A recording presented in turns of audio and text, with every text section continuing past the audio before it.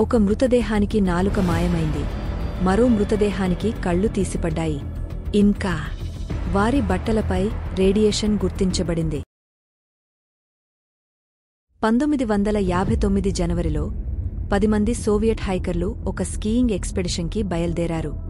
వీరి నాయకుడు ఇగోర్ డయాట్లోవ్ 23 ఏళ్ల ఇంజనీరింగ్ విద్యార్థి. వారి లక్ష్యం మంచుతో కప్పబడి ఉన్న ఒటోటెన్ పర్వతాన్ని చేరడం. అయితే మార్గంలో యూరియుడిన్ అనే ఒక హైకర్ అనారోగ్యంతో వెనక్కి వెళ్లిపోయాడు. అది అతని ప్రాణాలను కాపాడింది. కాని మిగిలిన 9 మంది వాళ్లు తిరిగి రాలేదు. గడచిన రోజులు వారిని గాలించేందుకు రెస్క్యూ టీం బయల్దేరింది. కాని వారు చూసింది భయంకరమైన దృశ్యం. మంచు ఖోలాట్ శాఖలనే పర్వతంలో వారి టెంట్ చింపబడి ఉంది. అయితే అది బయట నుండి కాదు, లోపల నుంచి కత్తిరించబడినట్టు ఉంది. వింతగా మంచులో నగ్నపాదాల గుర్తులు కనిపించాయి. వారు భయంతో పరుగులు తీసినట్లు అనిపించింది. ఫుట్ప్రింట్స్ను అనుసరిస్తూ రక్షణదళం ముందుకెళ్ళింది. కొద్ది దూరంలో 2 మృతదేహాలు ఒక చెట్టు దగ్గర కనిపించాయి. వారికి వాస్తవంగా బట్టలు కూడా లేవు. అవును, -డిగ్రీల ఉష్ణోగ్రతలో వారు గుడ్డలన్నీ విప్పేశారు. మరికొంత దూరంలో ఇగోర్ డయాట్లోవ్ సహా 3 కనిపించారు. వారు టెంట్ వైపు చావుకిటమని ప్రయత్నించినట్టు ఉన్నారు. కాని అసలు భయంకర దృశ్యం కొంత లోతైన అడవిలో కనిపించింది. మిగిలిన 4 ఒక లోయలో విసిరేసినట్టు మృతదేహాలుగా ఉండటం. ఇక్కడే అసలు మిస్టరీ మొదలవుతుంది.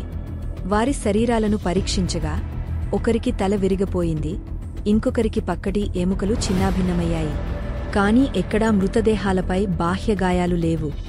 అన్నీ లోపలి నుండి విరిగిపోయినట్లు ఉన్నాయి.